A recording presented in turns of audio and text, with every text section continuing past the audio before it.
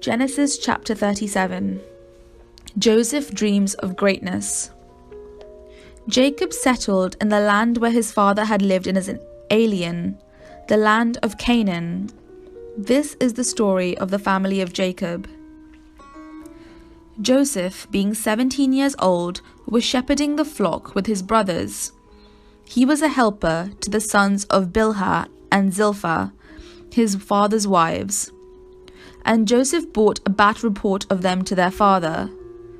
Now Israel loved Joseph more than any other of his children, because he was the son of his old age, and he had made him a long robe with sleeves. But when his brothers saw that their father loved him more than all his brothers, they hated him and could not speak peaceably to him.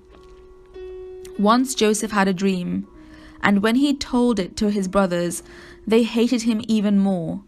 He said to them, "Listen to this dream that I dreamed. There we were, binding sheaves in the field. Suddenly my sheaf rose and stood upright. Then your sheaves gathered around it and bowed down to my sheaf." His brothers said to him, "Are you indeed to reign over us? Are you indeed to have dominion over us?" So they hated him even more because of his dreams and his words. He had another dream, and told it to his brothers, saying, "Look, I have had another dream. The sun, the moon, and 11 stars were bowing down to me." But when he told it to his father and his brothers, his father rebuked him and said to him, "What kind of dream is this that you have had? Shall we indeed come, I and your mother and your brothers, and bow to the ground before you?" So his brothers were jealous of him, but his father kept the matter in mind. Joseph is sold by his brothers. Now his brothers went to pasture their father's flock near Shechem, and Israel said to Joseph, "Are not your brothers pasturing the flock at Shechem? Come, I will send you to them." He answered, "Here I am." So he said to him, "Go now, see if it is well with your brothers and with the flock, and bring word back to me." So he sent him from the valley of Hebron. He came to Shechem, and a man found him wandering in the fields. The man asked him, "What are you seeking?" "I am seeking my brothers," he said. "Tell me, please, where they are pasturing the flock."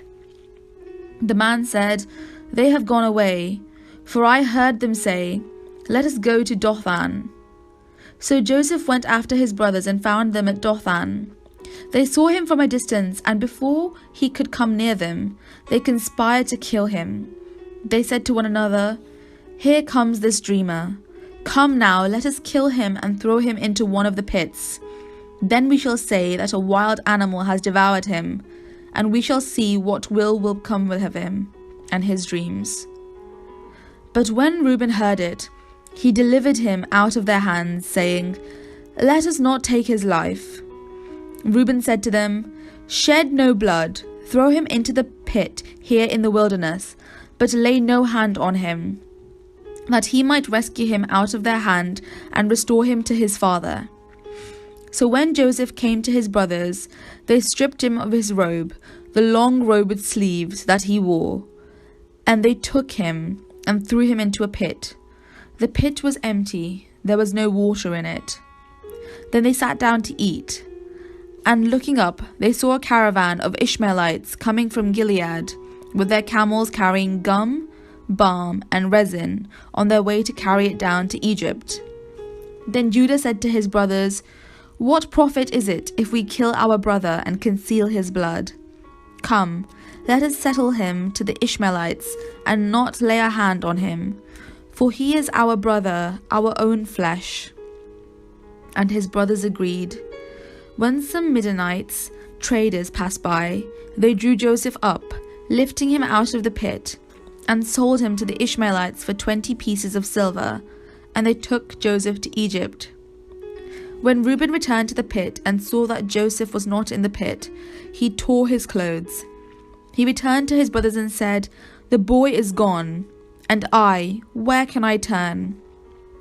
Then they took Joseph's robe, slaughtered a goat, and dipped the blood in the robe. They had the long robe with sleeves taken to their father, and they said, "This we have found. See now whether it is your son's robe or not."